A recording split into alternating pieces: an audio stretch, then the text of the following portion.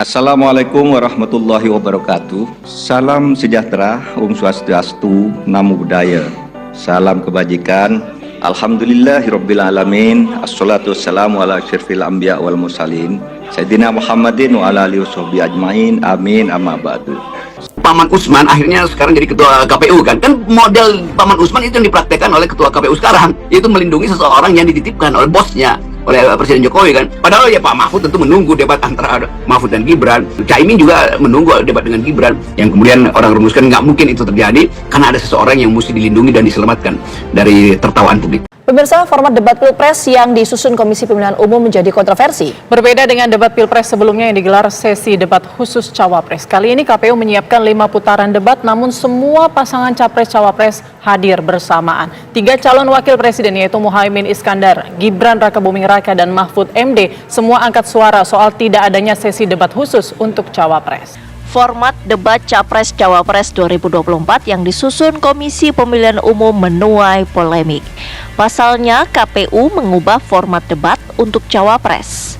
Jika pada Pilpres 2019, calon wakil presiden tidak didampingi oleh capresnya, maka debat kali ini Cawapres didampingi calon presidennya. Menurut KPU, dalam sesi 5 kali debat, semua pasangan hadir bersamaan dengan perbedaan proporsi bicara, dan saat sesi debat calon wakil presiden, proporsi Cawapres lebih banyak. Tim Anies Muhaimin menyatakan masyarakat perlu tahu kualitas calon wakil presiden. Ini seolah-olah memberikan pesan bahwa KPU berpihak kepada calon tertentu. Periode yang lalu 2019, 2014 ada sesi khusus untuk debat calon wakil presiden. Tetapi kali ini ditiadakan. Dan semua orang tahu bahwa perdebatan di sisi calon wakil presiden ini adalah sesi yang sangat dibutuhkan oleh masyarakat. Masyarakat butuh tahu sejauh mana kualitas Muhaimin Iskandar, sejauh mana kualitas Mahfud MD, sejauh mana kualitas Gibran Rakabuming Raka.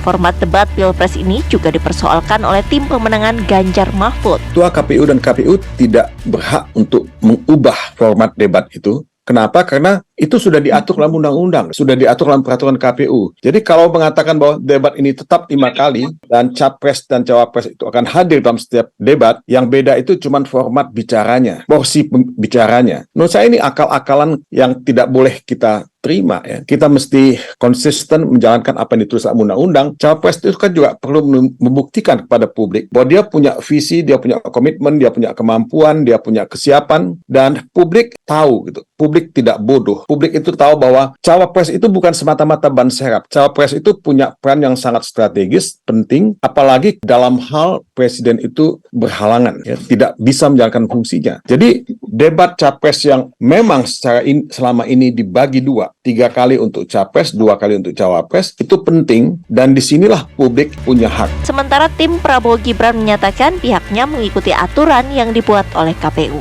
Gagasan kami, visi misi yang kita sampaikan itu kita fokusnya ke situ, dan apapun aturan dari KPU ya kita ikutkan. Kita ikut aja kok sifatnya ya. Mau aturannya seperti apa ya kembali lagi yang seperti disampaikan oleh Pak Prabowo, bahwa kita harus mengikuti aturan yang sudah digariskan, yang sudah diputuskan, kita ikutin. Kita tidak bertanya lagi, oh Gib kenapa, itu kenapa. Kalau sudah diputuskan oleh KPU, kita laksanakan dengan baik, dan itu juga yang kita sampaikan kepada seluruh TKD di daerah, lakukan ini dengan baik, dengan mengikuti peraturan dan juga kebijakan yang ada. 3 calon wakil presiden yaitu Muhaimin Iskandar, Gibran Rakabuming Raka, dan Mahfud MD ikut angkat suara soal format baru debat Cawapres 2024. Saya belum tahu maksudnya apa kok perubahan itu terjadi. Tentu kita menyesal itu terjadi, tidak seperti 5 tahun yang lalu.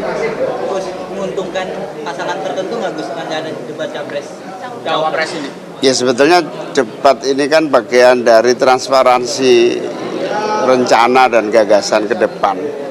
Kalau pemilu ini mau baik ya kita adu gagasan, adu program, adu ide, ya kita siap melakukan itu.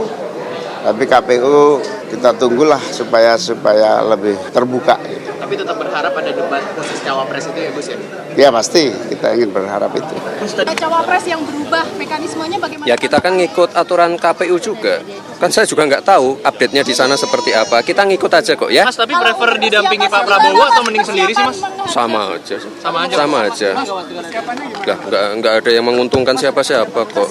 Persiapan debat apa Mas? Udah. Mas, tanggapan pihak yang bilang akan menguntungkan Mas Gibran? Enggak menguntungkan, sama aja. Saya siap debat khusus maupun tidak khusus. Namanya calon pemimpin harus siap. Kalau ditiadakan atau tidak diadakan ya terserah KPU aja, kan mereka yang ngatur. Saya enggak mau ikut ngatur. Ya bilang itu ke KPU, jangan bilang ke saya. Kalau saya siap aja. Mengapa sesi debat khusus yang menghadirkan cawapres sendirian harus dihilangkan dalam Pilpres 2024? Ketua Umum PSI Kaisang Pangarep juga angkat suara soal hilangnya sesi debat khusus cawapres. Menurut Kaisang, debat khusus cawapres sebaiknya tetap digelar. Kami ikut apa kata KPU.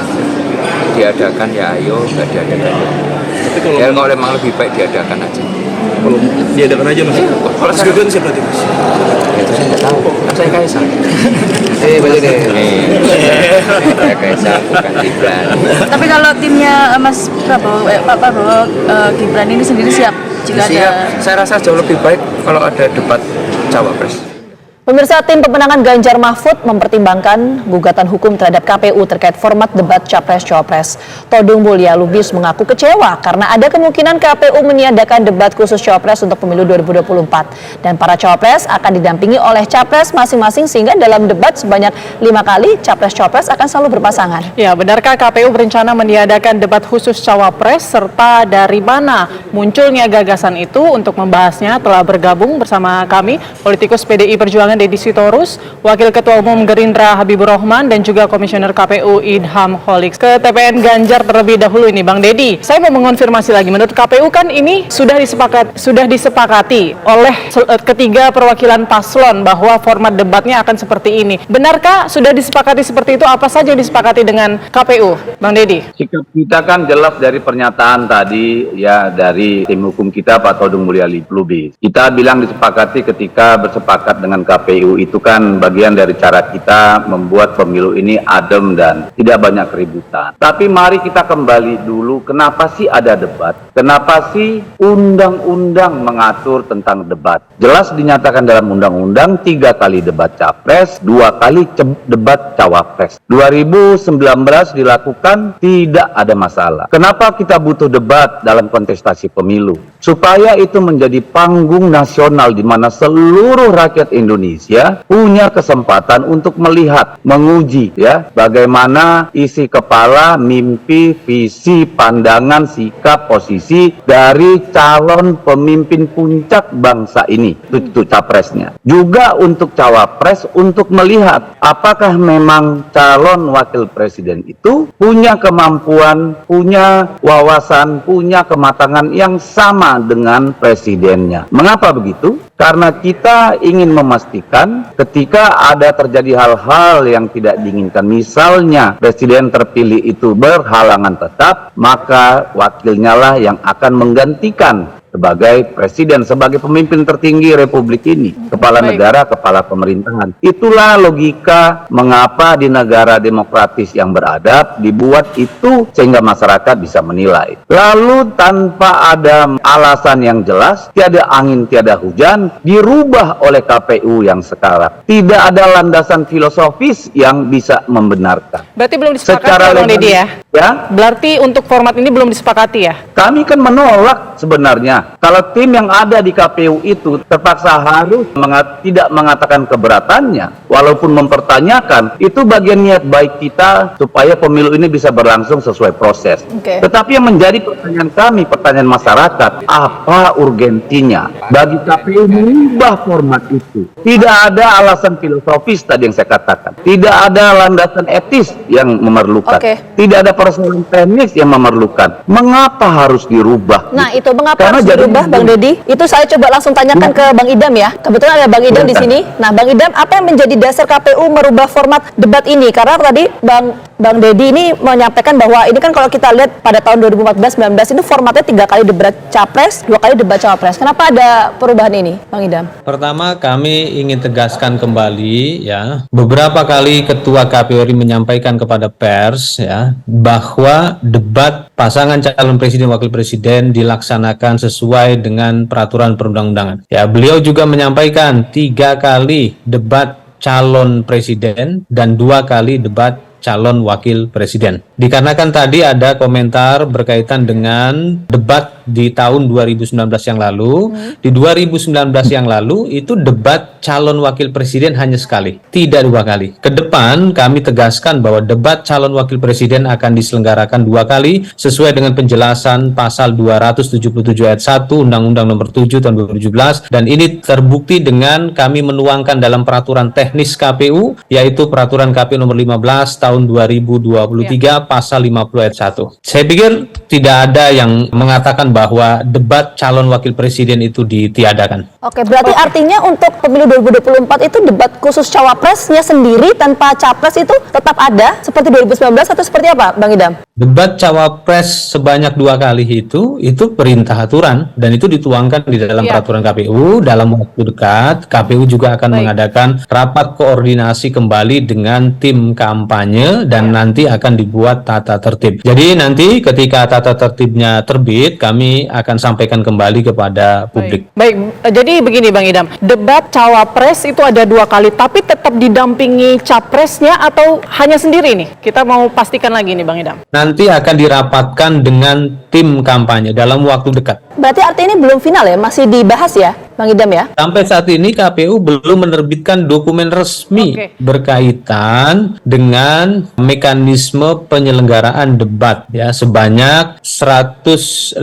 menit ya. Selama 150 menit tersebut, itu kemarin tanggal 29 November itu baru mengadakan rapat koordinasi tahap pertama dan segera akan disusul dengan rapat koordinasi tahap kedua. Kita sambil menunggu nih rapat koordinasi susulan yang kedua ini, mungkin kalau misalnya merujuk pada rencana sebelumnya ini bahwa debat cawapres akan digelar 2 kali kemudian didampingi oleh capresnya, apakah nanti di debat itu capres juga bisa ikut berargumentasi ataupun juga ikut berdebat? Itu saya Islah Barawi terus terang merasa bahagia dan bangga atas penunjukan dari PDIP sebagai cawapresnya Pak Ganjar Pranowo kepada sesepuh saya Pak Mahfud MD. Kalau kita mau melihat sosok yang punya integritas, perjuangan terhadap negara ini demi tegaknya hukum, demi upaya-upaya untuk menghilangkan berbagai tindakan-tindakan kejahatan koruptif di negara ini, maka saya sangat bangga untuk mendukung Pak Mahfud MD. Seluruh masyarakat Indonesia yang masih berharap untuk tegaknya hukum di seluruh Indonesia, maka mari kita dukung Pak Mahfud MD. Pak Mahfud MD adalah sosok yang pernah berkarir di legislatif, di eksekutif dan juga yudikatif, dan beliau punya rekam jejak tidak pernah punya kejahatan apapun dalam jabatan-jabatannya. Oleh karena itu, beliau adalah orang yang tidak pernah punya kejahatan masa lalu. Beliau juga tidak punya beban masa lalu, dan juga apa yang menjadi beban beliau hanyalah masa depan Indonesia. Mari kita bantu Pak Mahfud. Insya Allah dengan ridho Allah Subhanahu wa Ta'ala, langkah kita dalam mewujudkan Indonesia sejahtera lahir batin, adil dan makmur akan mendapatkan jalannya. Qabul. Merdeka! Tempat ini menjadi saksi bagaimana pidato Bung Karno selalu menggetarkan. Dedication of life disampaikan di sini, mengajarkan kita agar bisa mengabdi pada bangsa dan negara. Infrastruktur yang hebat, IKN yang tidak hanya memindahkan tempat dan ibu kota, tapi membuka mindset, merubah mindset untuk menjadi negara maju, termasuk hilirisasi industri yang akhirnya kita diperhitungkan oleh dunia. Kita lanjutkan, namun itu tidak bisa terlaksana kalau kita tidak menang hat-trick besok pagi. Bapak Ibu, itu tidak akan terwujud kalau kita tidak kompak. Maka pesan Bu Mega kepada kita semuanya, agar kita bisa bersatu, kita berdiri seteguh karang yang tetap tegar dalam gempuran-gempuran ombak sekeras apapun, dan itu di bawah pimpinan Mbak Puan. Insya Allah kita akan mengulang kembali di 2024. Insya Allah. Mohon doanya. Merdeka!